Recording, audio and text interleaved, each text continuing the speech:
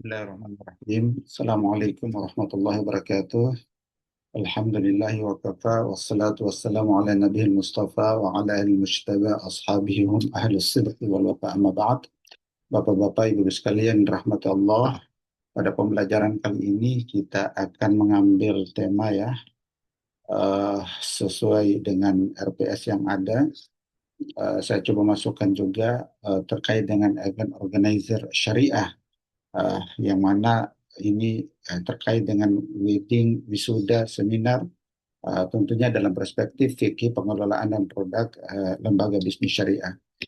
Secara umum, pengertian daripada event organizer syariah ini bisa kita maknai sebagai profesional ya, kerja-kerja profesional atau perusahaan jasa yang bertugas merencanakan, mengelola ya, dan melaksanakan suatu acara secara menyeluruh, mulai dari konsep acara seperti apa, logistiknya, hingga evaluasi akhir untuk klien yang membutuhkan bantuan profesional dalam menyelenggarakan berbagai jenis kegiatan. Jadi dia mencakup seperti misalnya pameran, akan hadir IO ini, konser, seminar, pesta, hingga acara perusahaan dan pemerintahan. Jadi intinya tugas utama yang akan dikelola oleh event organizer adalah pre-event, perencanaan ya, perencanaan yang merumuskan konsep tema, menentukan jadwal, anggarannya berapa, mencari lokasi yang tepat, ada parkirannya luas untuk para undangan dan sebagainya, hingga negosiasi dengan vendor. Itu tugas utama event organizer tersebut. Kemudian itu terkait dengan pre-event.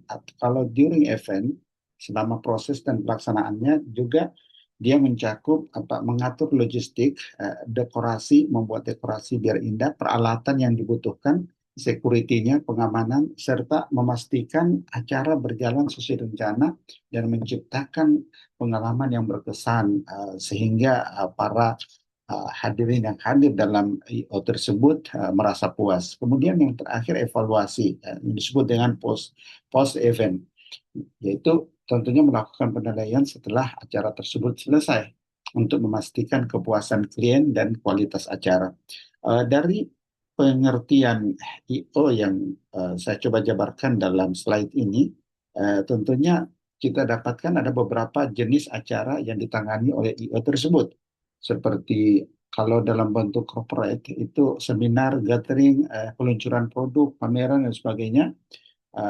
Juga kalau meeting, MICE, meeting mencakup meeting, insentif, convention dan exhibition. Nah, kalau ada juga IO, jenis IO yang bersifat pribadi dan publik. Kalau pribadi itu misalnya tokoh-tokoh yang terkenal, public figure melaksanakan pesta pernikahan.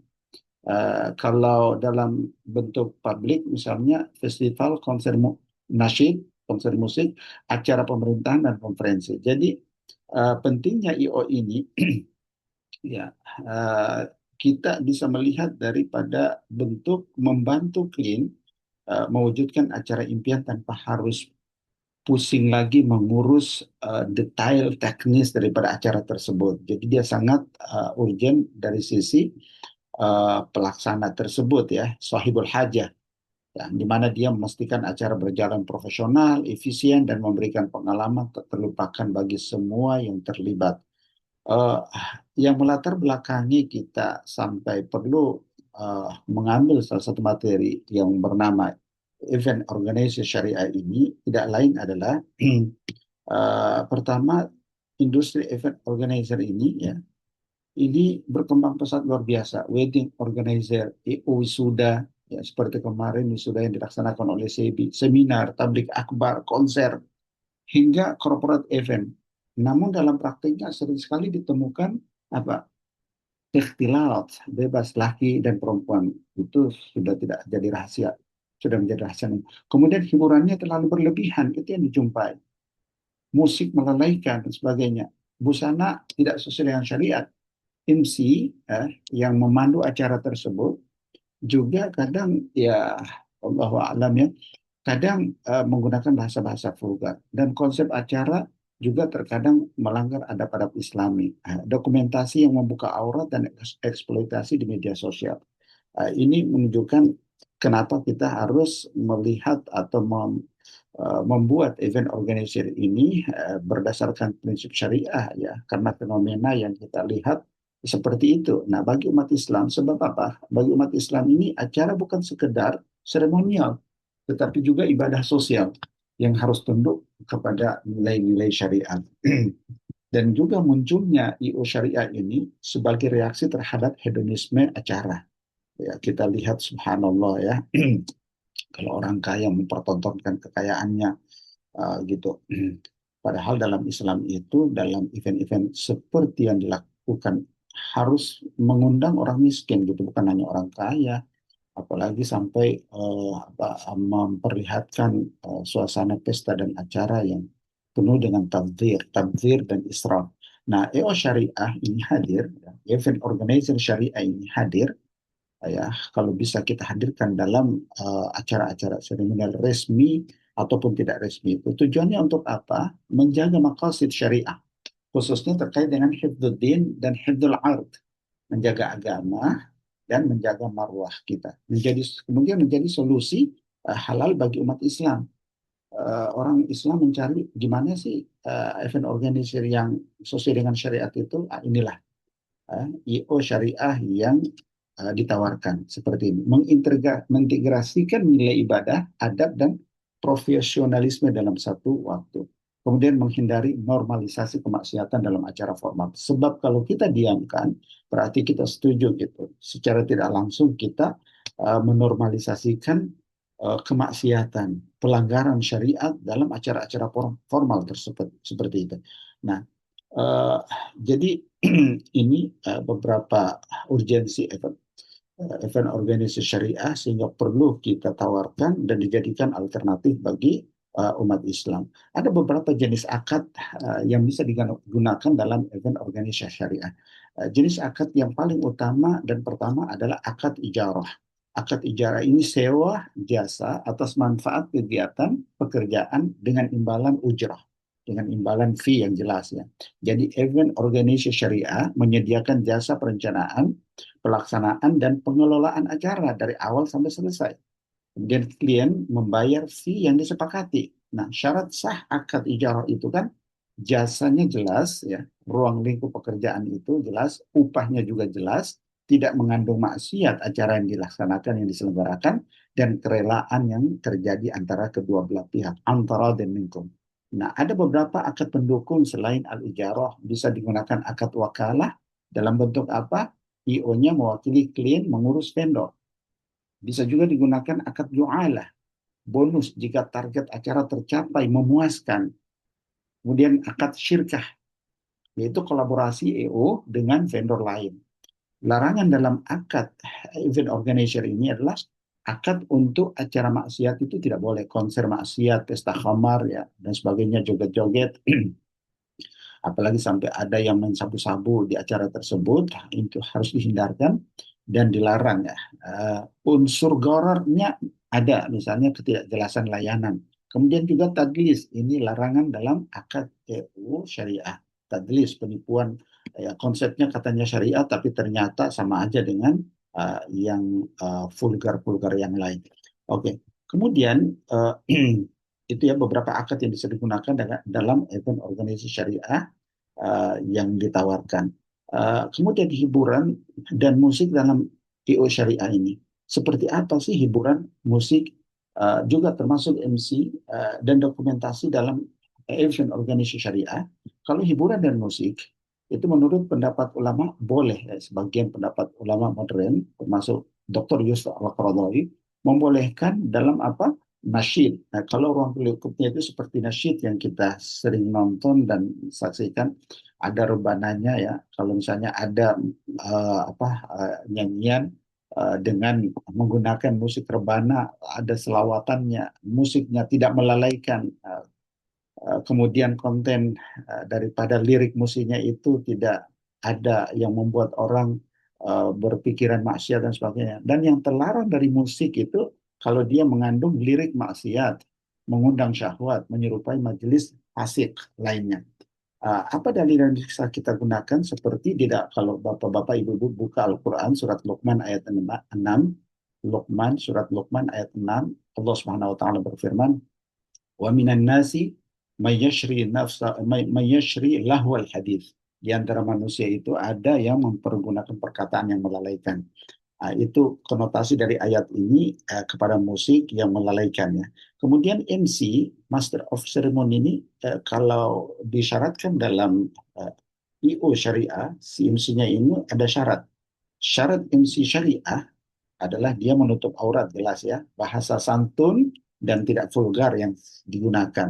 Jangan untuk memancing tawa, menyemarahkan suasana, kemudian dia bercerita dengan cerita palsu atau ya mem- ada nada-nada menghina yang lain untuk sekedar menarik perhatian atau tawa daripada uh, para hadirin. Tidak boleh. Ada adabnya ya, santun dan tidak vulgar, tidak bercanda berlebihan, memisahkan MC laki dan perempuan bila memungkinkan. Kemudian terkait dengan dokumentasi, pedoman dokumentasi dalam IO Syariah itu dia tidak mengekspos aurat, itu jelas ya. Tidak pose, tidak melakukan pose vulgar, uh, tidak mengambil gambar yang posenya itu agak vulgar gitu, tidak menampilkan ikhtilat bebas, tidak disebarluaskan tanpa izin, harus minta izin dulu dengan sahibul hajat tersebut. Editingnya tidak berlebihan hingga mengubah realitas, sudah tidak lagi seperti orang aslinya gitu, saking editannya terlalu berlebihan. Jadi ini terkait dengan dokumentasi yang ada dalam IO syariah tersebut. Kemudian ya MC dan dokumentasi dalam IO syariah jelas ya. Kemudian manajemen, terkait dengan manajemen ikhtilat dalam IO syariah, ada adab-adabnya. Konsep ikhtilat adalah percampuran laki dan perempuan tanpa kebutuhan syar'i dan tanpa adab gitu. Tidak ada kebutuhan syar'i di situ, perempuan laki campur baur. Prinsip syariat itu sebenarnya ikhtilat diperbolehkan karena hajat, tapi ada adabnya. Dilarang jika membuka pintu fitnah. Allah Subhanahu wa taala berfirman di dalam surah Al-Ahzab ayat 53, "Wa idza sa'altumuhunna mata'an fas'aluhunna min wara'i hijab."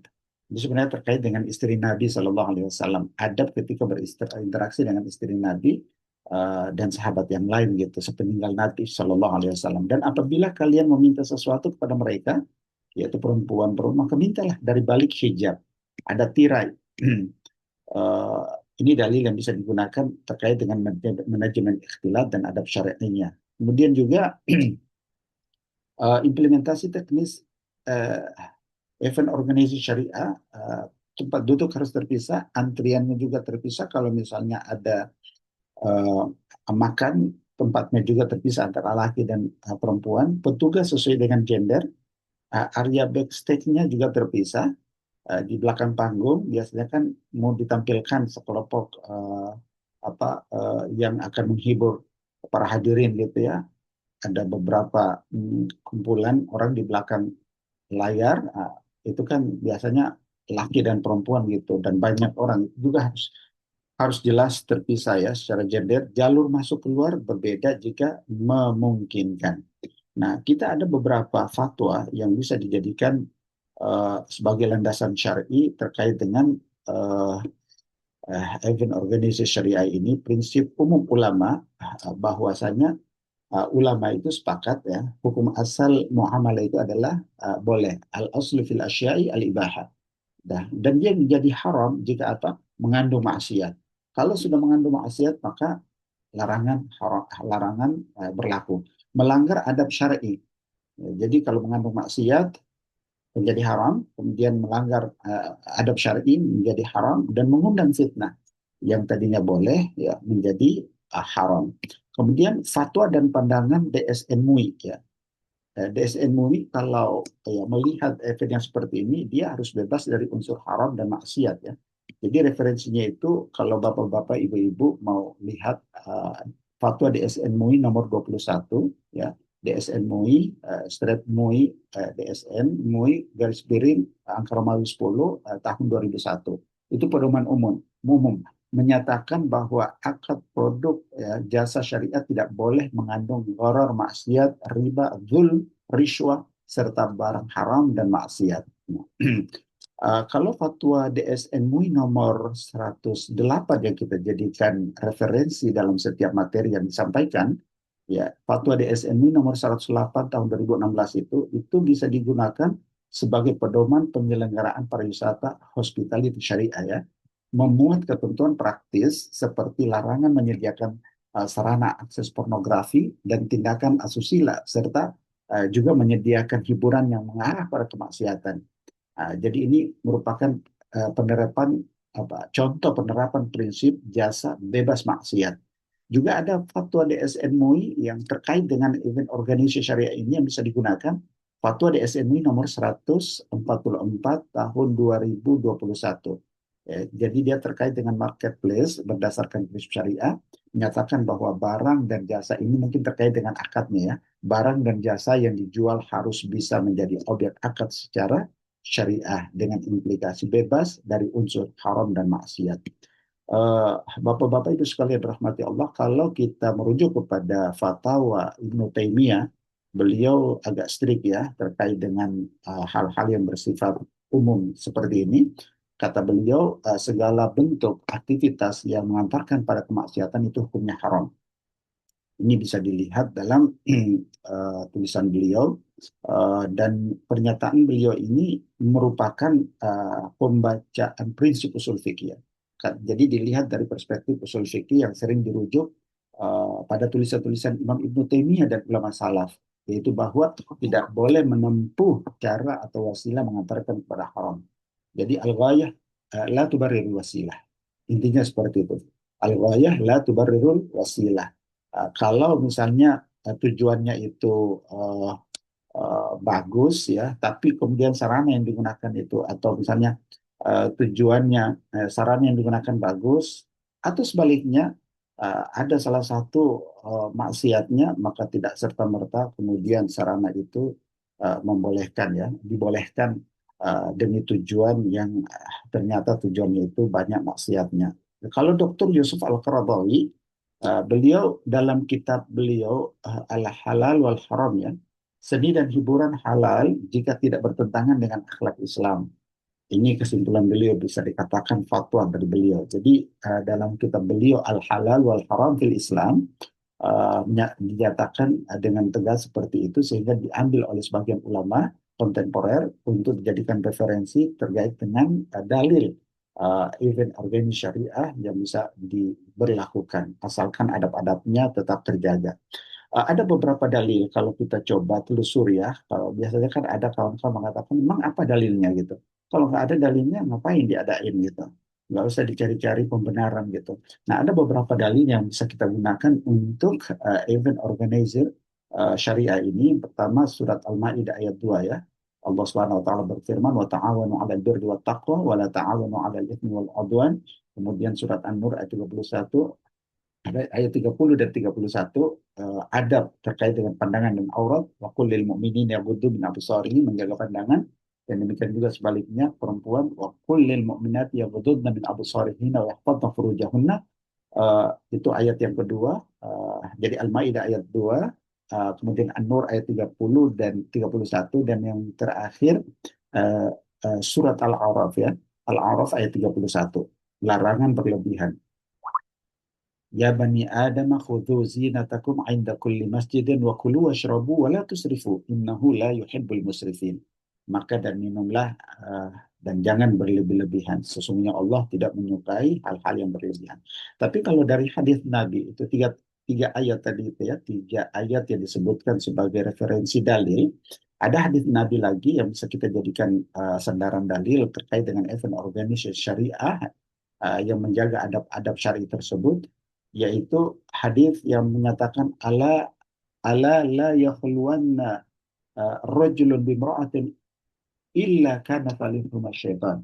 Ala la yakhluwanna rajulun bimra'atin illa kana thalithuma syaitan. Tidaklah seorang laki dan perempuan berdua-duaan kecuali setan menjadi yang ketiga. Dan terakhir, innallaha jamil, yuhibbu jamal, Allah itu indah dan mencintai keindahan. Seni adalah keindahan. Ada beberapa sejarah yang mungkin bisa kita jadikan patokan juga ya, terkait dengan event organization ini. Di zaman Nabi Shallallahu Alaihi Wasallam memang tidak ada ya seperti yang kita lihat sekarang, jauh sekali. Tetapi clue yang bisa kita tarik adalah pernikahan Rasulullah itu sangat sederhana tanpa tabarruj. Rasulullah dan Khadijah, Rasulullah dan Maria Kiptia dan lain sebagainya. Beliau sangat sederhana dan tanpa ada tabarruj. Bisa kita jadikan referensi. Kemudian walimah dengan adab, doa dan keberkahan seperti yang kita lakukan selama ini, ya, tertutup auratnya, pembacaan doanya, dan mungkin ada ceramah nikah untuk memberikan bekal kepada mempelai dan pelajaran bagi para undangan. Tidak ada musik berlebihan. Nah, kalau di zaman salafun saleh, acara pernikahan sederhana dan sederhana tapi bermakna, tidak berlebihan dan menjaga kehormatan. Hifdzul ird. Nah, di zaman modern muncul kemudian event organisasi syariah sebagai reaksi terhadap hedonisme acara tadi yang sudah disebutkannya. Itu terlihatlah dalam berbagai event itu luar biasa, uh, uh, hedonismenya kelihatan sekali, mempertontonkan kekayaan, mempertontonkan aura dan sebagainya.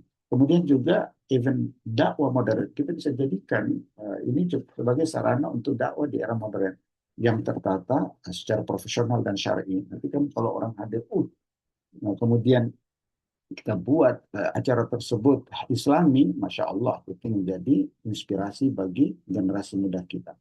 Uh, Kemudian ada beberapa contoh ya, ada beberapa contoh ya sebelum kita mengarah pada penutup kesimpulan daripada materi ini. Contoh event organisasi syariah untuk saat ini ya sudah disinggung semua di atas ya, wedding ya, pernikahan, organisasi syariah, kemudian uh, event organisasi syariah dalam bentuk wisuda Islami, pemisahan gender, ada busananya tertata, terjaga, seminar dan konferensi halal, tabligh akbar dan kajian akbar. Ciri utama daripada event-event acara organisasi syariah yang nampak sekarang ini sudah ada, tapi perlu diperbaiki lagi supaya lebih tertata dan sesuai dengan syariat. Uh, Ciri utamanya event organisasi syariah ini ada dewan pengawas syariahnya yang selalu mengawasi ketimpangan kalau ada. Kemudian ada SOP syariah tertulis, edukasi klien sebelum acara, dan seterusnya. Nah, ada beberapa pedoman yang bisa kita jadikan sandaran untuk penyelenggaraan event organisasi syariah. Pertama ya, konsep berbasis ibadah dan syariat ini. Niat dan konsepnya harus berbasis ibadah, niatkan lillahi ta'ala gitu ya, supaya tidak uh, begitu saja tanpa ada nilai pahala yang didapatkan. Berjalan begitu saja, habis selesai tanpa ada pahala. Jadi niatkan dan konsep acara berbasis ibadah dan niatkan lillahi ta'ala. Memberi makan kepada orang pada event itu atau membuat orang gembira pada event tersebut, mengambil manfaat dari event tersebut, itu pun pahala, mendapatkan pahala.